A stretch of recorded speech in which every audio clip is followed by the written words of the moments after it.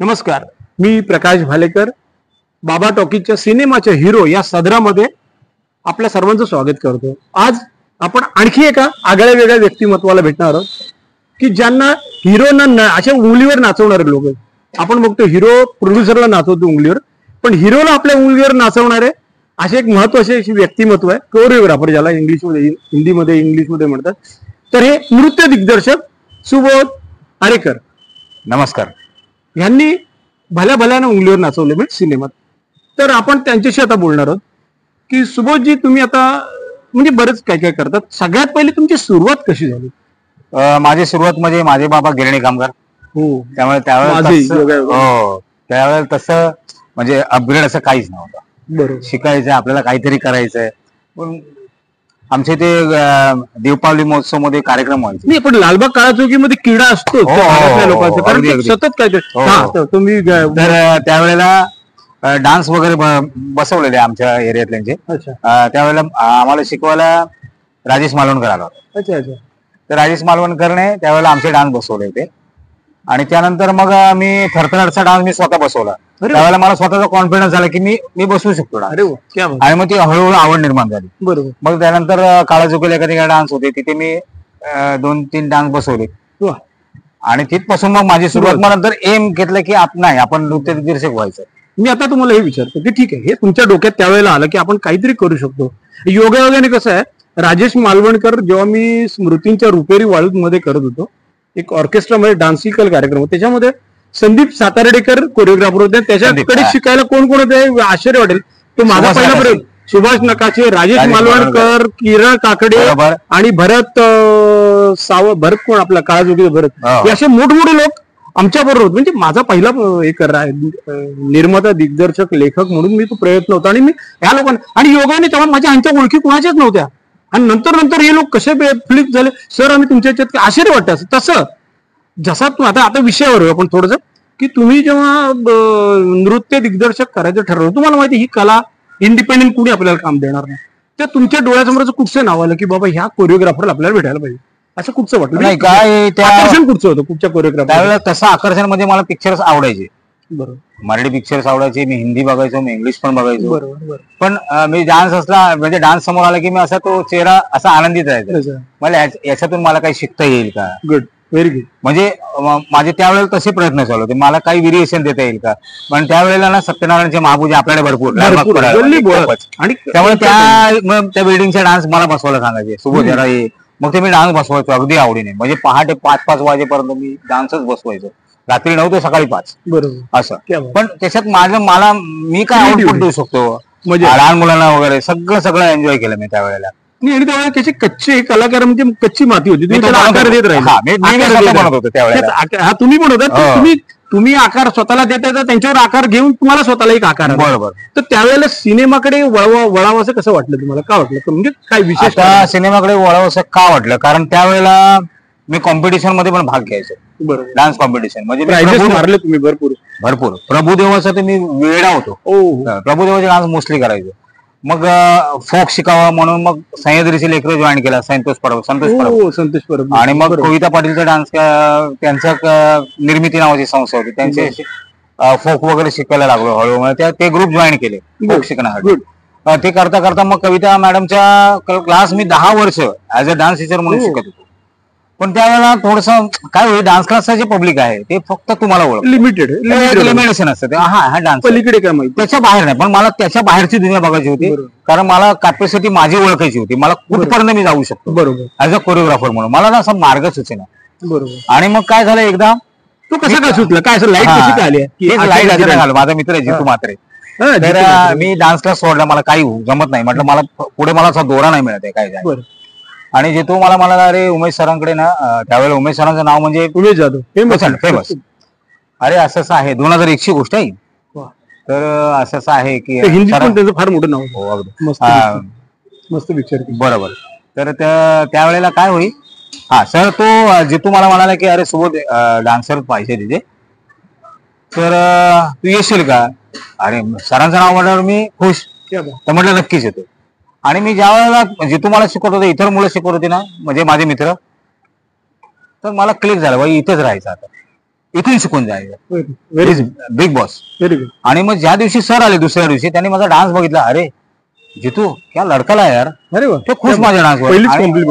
पहिलीच कॉम्प्लिमेंट सरांची. त्याच्यानंतर सर दादा कोंडकेंचा डान्स बसवत होते आणि सगळ्यांना सांगितले सब लोग देखो ये लडके को, हा मुलगा काय करतो ते बघा, त्याची ऍक्टिंग वगैरे. कारण मी अभिनय पण केलेला आहे. मी उगवतेचे रंग नावाच्या एकांकिकेमध्ये मी सर्वोत्कृष्ट त्याला काय म्हणतो अभिनयाचा डान्सला फार मोठा फायदा होतो. बरोबर. मग तेही माझी सुरुवात. म्हटलं नाही आता सरांकडे व्यवस्थितपणे शिकायचं. कारण कसं आहे माहितीये काय, इंडोर कोरिओग्राफी का असते, आउटडोर कोरिओग्राफी का असते इव्हेंटची. बरोबर. त्यानंतर तुमची फिल्म कोरिओग्राफी काय असते, डुएट काय असेल तर काय करावं लागतं, बरोबर, मॉब असेल तर काय करावं लागतं, सोलो आहे, सॅड सॉंग आहे, हे काय करावं लागतं, ते मी हळूहळू शिकायला लागलो. मी पहिला मी डान्सर मध्ये होते सरांकडे. तो स्ट्रगल करत करत करत मग असिस्टंट. म्हणजे तुम्ही मराठीतले रेमो फर्नांडिस, रेमो डिसोजा, आमचे रेमो डिसोजा, जसं ते पण असेच कोरिओग्राफ फराखांचे करता करता तसे यांनी सुरुवात केली पुढे. बरं. मग अशी माझी सुरुवात झाली. आणि एक गोष्ट आहे की मला सरांकडून खूप काही शिकता आलं. म्हणजे आज मी जो कोणी आहे हा फक्त उमेश जाधव सरांमुळे आहे. कारण माझा जो एम होता तो म्हणजे फक्त माझ्या सरांमुळे, उमेश सरांमुळे मिळाला. कारण त्यांनी मला कधी अडवलं नाही. मी कधी सांगितलं सर फ्री हँड. आणि महत्वाची गोष्ट सांगायची म्हणजे सरांनी मला मी असेच करत असताना बिंदास सोडून द्यायचे. हे गाणं ऐसा ऐसा करले. मी तुमच्या क्रिएटिव्हिटीला तेवढं बरोबर मला एकदम सोडून दिलं होतं. मी येतो आणि बघतो तू काय केलंस हे मला दाखव. म्हणजे एवढं मला सोडलं. त्याच्यामुळे माझं काय झालं, मला कॉन्फिडन्स आला. क्या बात. हे हा माझ्या सरांमुळे. मला वाटतं तुम्ही जत्रा पिक्चरला होतात कोंबडी पळाली. हाईट बघा मित्र कसं माहितीये का, आपल्या जत्रा पिक्चरची गोष्ट अशी आहे, गमतीदार आहे की जर सिनेमामध्ये कोंबडी पळाली पाहिलं, त्यातल्या मुद्दाम तुम्हाला एक जस्ट झलक सांगतो. ते गाणी जितेंद्र जोशींनी लिहिलंय, गाताना वैशालीने गायलंय. वैशालीवर एक असलं गाणं असतं का, वैशाली सावंत बोलली अजय तुला ते मला तुला गाणं तुला काय करायचंय, तर असं हसत खेळत गाणं तयार झालं. आणि त्याच्या पुढची गोष्ट कहर म्हणजे तुम्ही पडद्यावर ते गाणं पाहिलंय, एकच अँगल आहे पण त्यात व्हरायटी केवढे दिले. कुठे कोंबडे झुंजवले, कुठे वरती केलं, कुठे नाचवलंय, कुठे 2 प्लेयर आणले, कुठे किती सुंदर क्रिएटिव्हिटी. याच्यामध्ये तुम्ही फार गंमत केली असेल. अशा वेळेला लिमिट त्याच्यात खऱ्या क्रिएटिव्हिटी मलाडला झालं. आणि त्यातलं काय गमती जमती घडल्या, त्यातला गमती भरत किंवा अंकुश, म्हणजे आम्ही ज्या वेळेला स्टेजवर नाचायचे त्यावेळेला यांची एकांकिका वगैरे असायचे, ते मला आवडीने आम्हाला बघायचे. मग त्यामुळे आमची जुनी त्यावेळेची ओळख झाली आणि मग सरांमुळे अजून जास्त ओळख झाली. आणि ते दोघे जवळचे ना, त्यामुळे काय की त्या शूटिंगला पण मजा येईल. कारण ते कोंबड्या ना बिचारे वरून पडायचे ना, भीती वाटायची. अरे बाप, वरती ठेवल्या त्या कोंबड्या बिचारा हालचाल त्याच्यामुळे भीती वाटायची. एन्जॉय केला आम्ही डान्स, प्रत्येक डान्स आम्ही एन्जॉय केला तसं काय. बरोबर. आणि भरत तर काय तसं विचार चांगला आहे एक नंबर, पण तो खूप कॉपरेटिव्ह होते. डान्सर नसला तरी तो त्या फ्रेम मध्ये डान्सिंग दाखवतो. त्याच्यावर तुम्हाला काय चॅलेंज होतं की त्या डान्स करून घ्या, नाचवत होतं तुम्हाला. अंकुशचं तसं नाही, अंकुशचं डान्सर होतं. माझ्या पहिल्या म्युझिकल कार्यक्रमात त्याने माझ्याकडे एंट्री केली, मलाही माहिती. बरोबर. आमच्या सह्याद्रीचे लेकरे नावाचं डान्स कॉम्पिटिशन ठेवलं होतं. बरोबर. त्यावेळेला अंकुश मध्ये लीड, मारियम्मा डान्स करायला. अच्छा, मारियम्मा मध्ये लीड करत होता. आणि भरत बाबत बोलायचं म्हणजे भरतची डान्स स्टाईल आहे ना फार थोडीशी वेगळी आहे. बरोबर. की सरांकडे असताना की भरत मला सांगायचंय भाई सुभा तू कर पाहिला, मग मी तुला फॉलो करतो. पण मी त्याला फॉलो करायचो. म्हणजे भरतची बॉडी स्टाईल काय, त्याच्या बॉडी लँग्वेज मी नाचायचो. म्हणजे तो मला पटकन फॉलो करे, त्याला इझी जायचं. एकदम बरोबर. ते म्हणजे ते चॅलेंज असतं ना, पुढचा नट डान्स करतोय. आता तुम्ही सिनेमा समजा, आता तुम्ही भरपूर सिनेमे केले, साधारणतः किती सिनेमे झाले तुमचे आतापर्यंत? माझे आता इंडिव्हिज्युअली 12-13. बरोबर. आणि सरांबरोबर माझे असिस्टंट वगैरे सगळं म्हणजे खूप. त्यांचे किती अंदाजे? सर 40-45. हो ना, व्हेरी गुड. खूप मोठा अनुभव आहे. पण माझं असं म्हणणं आहे की तुम्ही हे जेव्हा नट येतात तुमच्याकडे, समजा आता कोरिओग्राफरला एखाद्या निर्मात्याने दिलं, बाबा हे मला डिरेक्टर आला की हे तुम्हाला करायचं, तुम्ही पहिल्यांदा काय विचारते, हिरो कोण आहे का वगैरे? स्वाभाविक आहे. बरोबर. मग त्याप्रमाणे स्टेप करता की मग हिरोला फ्रीलान्स सोडता मग स्टेप? नाही, मी माझा प्रयत्न करतो. कारण एक सांगतो सर, जस्ट असं सांगतो, दादा कोंडकेचं असं होतं, सुबलदा काय करायचे, दादा कोंडके सांगतात, दादा बोलले तुम्ही नाच करून दाखवा. ओके झालं. जसं शम्मी कपूर सर, शम्मी कपूर सांगतो कोरिओग्राफरला झालं तो डान्स, आता मी जे करतो ते शूट करायचं, तसं दादा कोणके करायचे, तसा असा काही अनुभव तुमच्या वाट्याला आला कधी? नाही, तसा मला कधी नाही आला, कारण सगळे आर्टिस्ट सरांमुळे सरांकडे काम केल्यामुळे सगळे ओळखीचे त्याच्यामुळे सोबत म्हटल्यानंतर ते अरे हा आपलंच आहे, त्याच्यामुळे माझं त्यांच्याबरोबर कॉम्बिनेशन खूप चांगलं आहे. मी काय करतो, मी पहिलं माझ्या स्टाईलने बघतो, बरोबर नाही जमत लगेच मुवमेंट चेंज, मग तुझ्या बॉडी लँग्वेज मध्ये बरोबर बरोबर. मग तू जसा कम्फर्टेबल आहेस ना, कारण दिसणार मी नाहीये, तू दिसणार, तू जेवढा एन्जॉय करणार मुवमेंट तेवढं क्रेडिट तुम्हाला पण मिळणार ना. बरं, असं तुम्हाला वाटतं की एवढ्या वर्षामध्ये बरेच कलाकार आले, तर आता असा एक कलाकार तुम्हाला आठवतं की ज्याच्या खूप मेहनत करावी लागली, नाव बी सांगा, अधिक आनंद वाटेल, असं काही नाही की मेहनत करावी लागली की याला वेगळं काहीतरी करावं, काहीतरी करायला, किंवा एक असा आला की तो खूपच सॉलिड आहे, ह्याला काय शिकवणार आता आपण, असाही काय प्रश्न पडला का कधी? नाही, कधीच नाही. काय वाटलं मी असं कुठचा एखादा कलाकार डान्सला तुम्ही आतापर्यंत आता माझे जेवढे आपले बघा, तर मुळात म्हणजे आपल्या मराठीमध्ये तसा डान्सर नाहीच, जेंट्स मध्ये तर नाही, मुलींमध्ये खूप आहेत चांगले चांगले, पण आपल्या मराठीमध्ये तसं नाहीये. बरोबर. मग त्याच्यामुळे काय होते, मी त्यांना दोष देत नाहीये, बट ज्यावेळेला आपण मुवमेंट शिकवतो ना, ते मग आपली अपेक्षा असते ना, बाबा त्याने हे मुवमेंट किंवा निवड तरी करायला पाहिजे, ते आहे. बरं, दुसरी गोष्ट कसं आहे की आपण मराठी सिनेमा, हिंदी सिनेमा तर गोष्ट वेगळी, साऊथच्या सिनेमाला डान्सला प्रचंड स्कोप आहे अगदी. तर त्याच्यावर मला आठवतंय की याचं शिवाजी द बॉस पिक्चर आला होता, मित्रांनो तुम्ही फार सिरियसली आहे का, शिवाजी द बॉस रजनीकांतचा पिक्चर आला होता, रजनीकांत सरांचा, त्याच्यामध्ये 6 गाणी होती आणि 6 गाण्याला 6 काही कोटींचे सेट होते, एक सेट काही कोटींचा, असा प्रकार. तिकडे पैसा कसा केला, काय केला, हा नंतर आपण विषय बघू, पण तुर्तास असं जेव्हा येतं असं काय लॅविश, तर तुम्हाला असं वाटतं की आपण मराठीत पण असं किंवा हिंदीचं, माझी खूपच इच्छा आहे असं मराठीत खूप चांगलं करा. कसं माहितीये का सर, एक छोटस गणित आहे कोरिओग्राफीमध्ये, बरोबर, माझ्या मागे 100 डान्सर्स आहेत, बरोबर बरोबर, आणि मी फक्त एक म्हणलं खटकन केली आणि सगळ्यांनी एक साथ केली, तर ती दिसतं ना आहे मुवमेंट छोटी, म्हणजे ही फक्त मला एक हात उचलला ऍट अ टाइम 100 जणांनी उचलली, तर ती मुवमेंट दिसते आपल्याला ना, खूप अशी मॅजिक वाटते. अशी छोटी छोटी गणित, असे काही गिमिक्स केले तुम्ही सिनेमात कुठे? अजून तरी अजून आलेले नाहीत, आल्यावर नक्कीच क्राऊड केला तुम्ही, पण एवढा लॅविश क्राऊड वाटायला नाही, आणि येणार इच्छा असली की मार्ग निघतोच.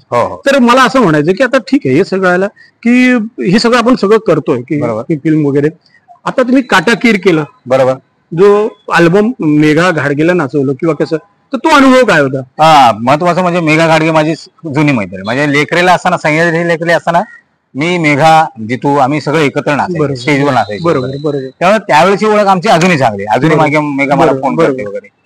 तर मेघा एकदा म्हणाले की सुभ्या असं असं आहे की आपल्याला अल्बम करायचं, म्हटलं ठीक आहे. बरोबर. शिवाजी पार्क मध्ये मी गाणं ऐकलं, अरे बापरे, गाणं ऐकून मेघा करूया डन, आणि मग ते गाणं केलं. आणि त्यावेळेला राहुल जाधव डीओपी, अरे माझा मित्र राहुल ठोसर होता, टीम तिथे डान्सर होते. तुम्हाला सांगतो मित्रांनो, मग ते योगा वगैरे आलं म्हणून सांगतो की तुम्ही ते आईला लोचा झालेला सिनेमा पाहिला असेल, त्याचा रायटर डायरेक्टर मी आहे, त्याच्यामध्ये एक गाणं आहे, बाई मी लाडाची ग लाडाची कैरी पाडाची, तर त्या गाण्याचे सिच्युएशन सेम यांच्यासारखं घडलं की मेघा घाडगे माझ्या सिनेमाची हिरोईन, मैथिली वारंग माझी हिरोईन, पण मेघा घाडगे लावणीसाठी प्रसिद्ध, तिच्यासाठी काही लावणी चान्सच नाही. मग मी ड्रीम टाकून, सुरेखा कुठची मेन डान्सर, आणि त्याच्यामध्ये ड्रीम मध्ये तिला घुसून ती लावणी स्वप्न पूर्ण केलं. असं तुम्हाला कधी वाटलं की एखादी हिरोईन ही फार चांगली वाटते, हिला कुठेतरी चांगलं गाणं मिळायला पाहिजे, तसं वाटते कोरिओग्राफर म्हणून? वाटतं ना.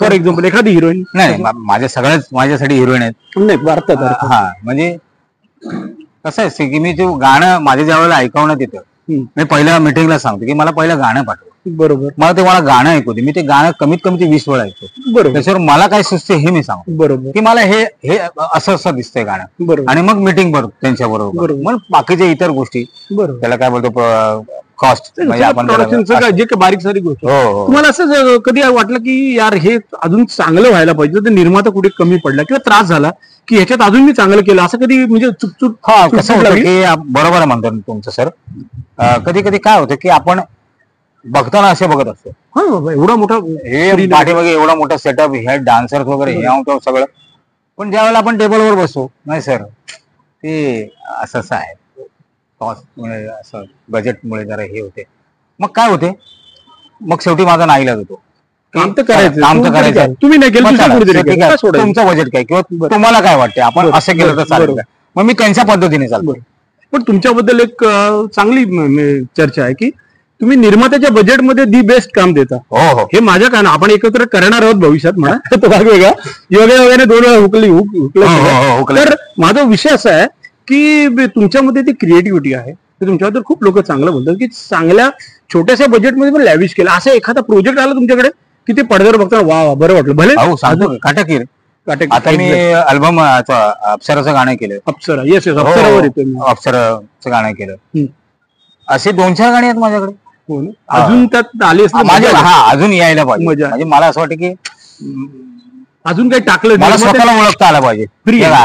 बरोबर, अरे यार सुबोध काय करतोयस, अजून दे. हे माझ्या मनातला जो तुम्हाला स्वतःला चॅलेंज तुम्हाला आव्हान मिळालं तर तुम्ही पुढे काहीतरी कराल.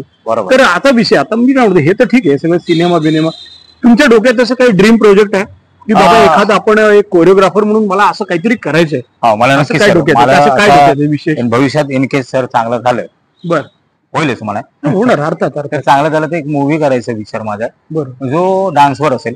डान्स बेस रेमोनी केला तसा, रेमो योगायोगाने. हो, खूप चांगलं केलं. मी त्या डान्स मध्ये माझे व्हेरिएशन असेल, कथक पार्ट असेल, बरोबर, एक फिल्मी पार्ट असेल, बरोबर, म्हणजे मिक्स असवाला असेल, बरोबर, असे काहीतरी वेगवेगळे डान्सचे प्रकार मला ते दाखवायचे. मजेल कारण त्यामध्ये ती स्टोरी पण असेल त्यामध्ये. अर्थात स्टोरीला पण तेवढं आपल्याला लोकांना ते आवडेल द्यावं लागेल ना. नाही, काय होतंय की तुम्हाला असं नाही वाटत की मराठी इंडस्ट्री, हिंदीचं तर आपण बोलू, पण मराठी इंडस्ट्रीमध्ये गाण्यांना आणि डान्सला विशेष महत्व दिलं जात नाही असं तुम्हाला वाटतं कुठे? गाण्यांना आणि डान्सला आपल्याकडे तरी फार कमी आहे. बरोबर, कारण कसं माहितीये का सर, मुळात प्रमोशनवर सगळं डिपेंड असते, तुम्हाला माहिती. करेक्ट. प्रमोशनला गाणी जर तुम्ही पहिली सोडलीत, जास्तीत जास्त हॅमर केलीत, तर लोक विचारणार तुम्हाला अरे कुठल्या पिक्चरचं गाणं आहे. बरोबर, तुम्ही डायरेक्ट प्रोमो काढलात किंवा तो टाकला तर कसे ओळखणार ना गाणं. करेक्ट आहे. हिंदी सिनेमाचं बघा, सलमान खानचे कुठचेही पिक्चर बघा, 1-1.5 महिना आधी त्याची गाणी, त्याची गाणी सोडली पाहिजे. कारण काय होतं, गाणी ही प्री पब्लिसिटी आहे. बरं, गाणं नुसतं ऐकणार नाही लोक, त्याच्या कोरिओग्राफी बघणार. मग डान्स आणि कोरिओग्राफी हातात हात घालून चालणार ते 2 डिपार्टमेंट आहेत. तर तेव्हा जर चांगलं डान्स आणि चांगली कोरिओग्राफी लोकांना असं झलक म्हणून बघायला मिळाले सिनेमापूर्वी, तर लोक झक मारून येतात थिएटरमध्ये. मी पाहिलेलं आहे, मी स्वतः आम्ही अनुभवतो. मग अशा वेळेला काय होतं की यार एवढी हे रक्त आठवतात आणि मग निर्माता कुठेतरी यार सर जरा सांभाळून घे. मला असं वाटतं कुठच्याही निर्मात्याने निदान ते करू नये. तुमच्या कुठच्याही निर्मात्याने क्रिएटिव्हिटी आहे ना, त्याला द्या स्कोप. मी काय आता जसं तर काही नकार घंटा वाजवून निर्माता असं तसं, जर तुम्हाला सिनेमा प्रॉपर बनवता येते तर नका करू, किराणा मालाचं दुकान टाका. कारण सिनेमा हे फार मोठे विश्व आहे आणि तुमची आयडेंटिटी हे सिनेमा जगभर जाणार आहे. तुम्हाला असं वाटतं महाराष्ट्रात कुठेतरी कोपऱ्यात, सातारा, सांगलीमध्ये नाही बघत, जगाच्या पार जातो सिनेमा. अशा वेळेला आपल्या मराठीची आयडेंटिटी असते. तुम्हाला असं वाटतं की मराठीचा ठसा एक सिनेमावर उमटायला पाहिजे, एक कोरिओग्राफर, असं काय असं वेगळं विशेष वाटतं तुम्हाला याच्यामध्ये? आपला मराठीचा ठसा हा संपूर्ण जगभर ठसायलाच पाहिजे. माझी मोठी प्रचंड मोठी, बिकॉज आपण काही कारणामुळे आपण कदाचित मागे पडत असू. एक तर बजेट पहिलं तर प्रॉब्लेम तिथून सुरुवात होते सर. बरोबर. आणि दुसरं म्हणजे तो आपल्याला नेता आला पाहिजे यासाठी आपण प्रयत्न करायला पाहिजे. ओळखी वगैरे काढणे, बाबा कुठे कुठे आपल्याला, आता मान्य करतो आपल्या बऱ्याच ठिकाणी प्रॉब्लेम आहेत, मल्टिप्लेक्सला वगैरे आपल्याला लावायला देत नाही, पण त्यासाठी आपण प्रयत्न करतोच आहोत. सगळं आपले महत्वाचा प्रयत्न करतेच आहे ना. ते आज ना उद्या होईल, पण माझी प्रबळ इच्छा आहे आणि ते होईल. बरोबर, की आपला मराठी चित्रपट तो असा डायरेक्ट वर येणार. झालंय ना आता मध्ये ठग्स ऑफ हिंदुस्तान, आमिर खान आणि अमिताभ बच्चनची ब्लॅविश फिल्म आली पण फ्लॉप झाली. पण त्याच्यासाठी सगळे थिएटर अगोदर ताब्यात घेतले होते या लोकांनी, पण त्यांनी झक मारून सैराटला नेऊन दिले. मग सैराटचे शो वाढवले कारण क्रिएटिव्हिटी. सिनेमा जो चांगला चालतो तो लोक बघतातच, थोडा उशीर होतो. फक्त माझं पण निर्मात्याने अशी इच्छा आहे की सांगणं आहे की सिनेमा जो आहे ना, सिनेमा हा थोडा पेशन्स ठेवा, की आता लावला लगेच सुपर हिट होईल असं नाही. काही गोष्टी माउथ पब्लिसिटीने जातात. एक तर आपले प्री पब्लिसिटीने आपलं प्रमोशन नाही सिनेमाचं, त्याच्यामुळे अख्खी टीम काम करून सुद्धा मुश्किलीने बाहेर पडते. जसं आता मुंजा बघितला आपण, तुम्ही वेगवेगळे सिनेमे येतात, हे लोक प्री पब्लिसिटी केवढी आहे. सलमान तर कंपल्सरी पहिला प्री पब्लिसिटी लक्ष देतो. तसं मराठी मी असं म्हणत नाही मी करोडो खर्च करा, की जण लाख तरी करा, पण ती प्रॉपर जागी करा. मी काय म्हणतो आता की तुम्ही आता या इंडस्ट्रीमध्ये आहात, ते तुम्ही ड्रीम प्रोजेक्ट काय करणारच आहात. तुम्हाला काय वाटतं नवीन येणाऱ्या कोरिओग्राफरने काय खबरदारी घ्यायला पाहिजे इंडस्ट्रीमध्ये येताना? नवीन येणाऱ्या एक तर मोह आणि क्रिएटिव्हिटी या 2 गोष्टी हातात हात घालू नये. नाव झालं की कुठे फसरतात, सरकतात, मग वेगवेगळे मोह होतात. तर त्या अशा सगळ्या अनुषंगाने तुम्ही काय सांगाल त्या नवीन येणाऱ्या पोरांना? नवीन येणाऱ्या मुलांना एवढंच सांगेन, माझे बॉस उमेश जाधव त्याने प्रत्येक वेळेला सांगितलेलं आहे की त्यांचं भाषणच असायचं की तुम्ही एका कोरिओग्राफरकडे कमीत कमी 8 वर्ष काम करा. त्याने काय होईल, त्या कोरिओग्राफरमुळे तुमच्या ओळखी चांगल्या वाढतील. दुसरी गोष्ट, त्याच्यामुळे तुम्हाला त्या कोरिओग्राफरमुळे खूप काही शिकता येईल, फ्लुएन्सी येईल कामात. कामात क्रिएन्सी. आणि काय होईल, त्यामुळे तुम्ही व्यवस्थित बनून बाहेर पडाल. बरोबर. तुम्ही जर असेच याल तर 2 आयडिया नाही कोणाचं काय नशीब फळेल. बरोबर, कोणाचं काय नाही. कसं आहे, एक विंदाच्याच बाबतीत एक कविता, देणाऱ्याने देत जावे, घेणाऱ्याने घेत जावे, घेणाऱ्याने घेता घेता देणाऱ्याचे हात घ्यावे. म्हणजे काय, तो दातृत्वाचा जो गुण आहे तो घ्यावा. तसं तुम्ही आता कोरिओग्राफ करताना तुम्ही तुमचे तो गुरु तू कुणाचा गुरु व्हावा असं वाटलं का इंडस्ट्री आतापर्यंत? नाही, असं कसं की आपण आपली विद्या पुढे कॅरी करावी, असं कॅरी करेन, पण त्यासाठी समोरनं ते यायला पाहिजे. क्रिएटिव्ह. आताच काय होते झटपट मध्ये, हे बाई हो हे पाहिजे, मला डान्सचा डी आला म्हणजे मी डान्सर.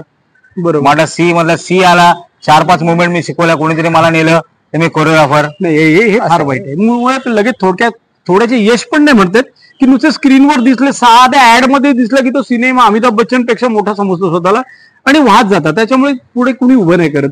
त्यासाठी मेहनत करा, प्रयत्न करा, एखाद्या चांगल्या व्यक्तीकडे शिका. बरोबर. त्यामुळे काय होईल, तुम्ही स्वतः असे तगडे बनाल. बरोबर. की तुम्हाला असं कोण मागे नाही खेचणार. तुमचा अनुभव देईल तुम्हाला. बरोबर. अनुभव तुम्हाला शिकवत जाईल. आज एवढी वर्षी मी काढली. बरोबर. अजूनही मी स्ट्रगलच करतोय. मी मोठा कोरिओग्राफर नाही, अजूनही स्ट्रगल करतोय. पण मला माहिती आहे, मला माझा एक एम आहे, मला अजून पुढे येणार, अजून काही नाही काहीतरी मला चांगलं करायचं. प्रॅक्टिस मेक्स मॅन परफेक्ट असं म्हणतात. तसे शिकवत मोठे होणार आणि आज ना उद्या मोठे होणार. सुबोध आरेकर हे नाव आज सांगू का तुम्हाला, मला एक फायदा आला. मी डान्स क्लास 10 वर्ष केला, डान्स टीचर होतो. बरोबर. कविता मॅडमकडे.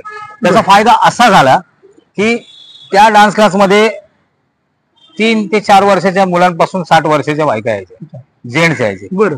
त्याच्या आता काय झालंय मला की तो कोणी असू देत ना, तो लहान मुलगा असू दे, मोठा वयस्कर असू दे, इझी शिकवलं. माझ्याकडून ते सायकोलॉजी लक्षात, त्याच्या अँगलने मला त्याला त्याच्याबरोबर खेळायचं. Very good. तर ह्या गोष्टी आता कविता पाटील बोलले, कविता पाटील माझ्या नाटकात पहिल्या हौशीला माझ्याबरोबर हिरोईन म्हणून होती. पण ती हे सगळे टीम आपल्या जवळचे. ते विषय असा आहे की ह्या सगळ्या गोष्टीमुळे की तुम्ही एक निर्माते जे आहेत की जे कोरिओग्राफर बाबतीत, त्यांना तुम्ही काय मेसेज द्याल की कोरिओग्राफर एक म्हणून तुम्हाला जे दुःख आहे की बाबा साला हे काहीतरी व्हायला होतं, ते नाही होईल, तर ते चांगला सिनेमा होण्यासाठी, दी बेस्ट सिनेमा होण्यासाठी एक कोरिओग्राफर म्हणून तुम्ही निर्मात्यांना काय? कोरिओग्राफर म्हणून निर्मात्यांना एवढंच सांगेन की कसं आहे की सर, की ज्या वेळेला आपण काम करतो, एखादा मूवी बनवता तुम्ही, त्याच्या मागे तुमचे पैसे लागलेले असतात. तर त्या मूवीला फक्त तुमचे आर्टिस्ट ते पण काम करत असतात, पण त्याच्यापेक्षा जास्त तुमची टेक्निकल टीम, पडद्याच्या बाहेर कधीच येत नाही, फक्त त्यांची नावं जातात. तर माझं एक प्रांजळ मत आहे की तुम्ही त्यांना पण तेवढंच महत्व द्या, त्यांना तेवढंच प्राधान्य द्या. तुम्ही पार्टीज वगैरे अटेंड करता किंवा तुम्ही काहीतरी ओकेशनने त्यांना बोलवता, तर तुम्ही सगळ्यांना बोलवा, प्रत्येकाला नाव घेऊन स्टेजवर बोलवा किंवा हा माझ्या पिक्चरचा आहे, याने केलेला आहे, हे माझे डीओपी आहे, हे माझे कोरिओग्राफर आहेत. तर ती लोक आम्ही मोठे होणार. बरोबर. 4 लोकांपर्यंत. आम्ही आर्टिस्टला कोणालाही दोष देत नाहीये, तुम्ही आर्टिस्टला घेऊन येतो वरती, पण शेवटी काय होते, जे टेक्निशियन्स आहेत ते स्टेजच्या खालीच राहतात बिचारे उभे. बरोबर. पण त्यांना पण तुम्ही वरती घ्यायला पाहिजे. तुम्ही सगळ्यांना एकत्रित घेऊन वर जाय गेला तर एक टीम ज्या वेळेला काम करते, म्हणजे एका टायमाला 100 हात काम करतात. बरोबर. मग तो जो आपला प्रोजेक्ट असतो तो असा त्याला बोलतो असा पुढे निघून जातो. बरोबर. त्यामुळे ह्याने काम सगळेच काम चांगले करत असतात, सगळे आपापल्या परीने दे बेस्ट देण्याचा प्रयत्न असतात. फक्त तुम्हाला त्यांना ओळखता आला पाहिजे किंवा नाही याने काम केलं नाही, तो भले स्पॉट बॉय त्यांना ओळखता पण आला पाहिजे, त्यांना ओळख पण देता आली पाहिजे तुम्हाला की बाबा ह्याने ओळख द्या, लोकांपर्यंत पोहोचू द्या ना, त्यांना घ्या समोर. ते तुमच्या सिनेमाचा घटक आहे, त्यांनी पण तेवढं स्ट्रगल केलं जेवढं हिरोनी केलंय, किंबहुना त्याच्यापेक्षा जास्त. मग त्यांना पण ओळख द्या, बोला, वेगवेगळ्या इव्हेंट मध्ये बोलवा, त्यांना प्रमोशन मध्ये बोलवा, ते येतील ना ते. हो, माझं तर मत आहे स्पॉट दादाला पण तुम्ही बोलव, ते पण व्यक्ती आहे ना आपल्या प्रोजेक्ट मधली. प्रत्येकाला त्याचा मान मिळायला पाहिजे. पडद्याअडचण असला तरी तो पडद्यास वर दिसणाऱ्यांसाठी मेहनत घेतो, फार मोठी गोष्ट. मला वाटतं मागची माणसं आहेत ना हे जे आपल्याला हेल्प करत असतात शूटिंगच्या वेळेला, सर कुछ लावू क्या, सर काय आणू का, हे आपल्यासाठी असतात, ते बिचारे मेहनत करत असतात. दुसरी गोष्ट अशी की आजवर आता तुम्ही एवढे सिनेमे पाहिलेत किंवा कोरिओग्राफी पाहिलीत, मराठी सिनेमा असो, हिंदी, आपण मराठी स्पेशली बोलूया. मराठी सिनेमातले पूर्वीचे डान्स आणि आताचे डान्स याच्यातला काय बदल तुम्हाला लक्षणीय वाटतो? नाही, पूर्वीचे डान्स त्याप्रमाणे त्यांच्या बरोबर होते, कारण त्या टायमाला कसं की डान्सर्स वगैरे हिरो डान्सर आणि सुबल सर म्हणजे सरकार सर म्हणजे मी त्यांच्या डान्सर म्हणून मी 1-2 मूवीज केलेले आहेत, पण त्यावेळेला त्यांचं तर ठीक होतं. बरोबर. आता काय ते प्रगत होत चाललं ना, आपण पुढे पुढे चाललो, टेक्नॉलॉजी आली आणि मुवमेंट वाईज म्हणजे स्टेप्स वाईज तुम्हाला नवीन नवीन काहीतरी द्यावंच लागतं. नाही, गंमत आहे बघा. आता तुम्हाला माहित, किती लोकांना माहित नाही, पूर्वी रॉस्टॉक फुकट जाऊ नये म्हणून रिहर्सल भराभर करायला लावते, कर. आता काय चिपवर आलंय, एकदम चिप करायला लावतात, सरळ सांगतात रिहर्सल कर, काही फुकट जात नाही स्टॉक बी, फक्त वेळ वाचवावा लागतो स्टुडिओचा किंवा लाईटचा.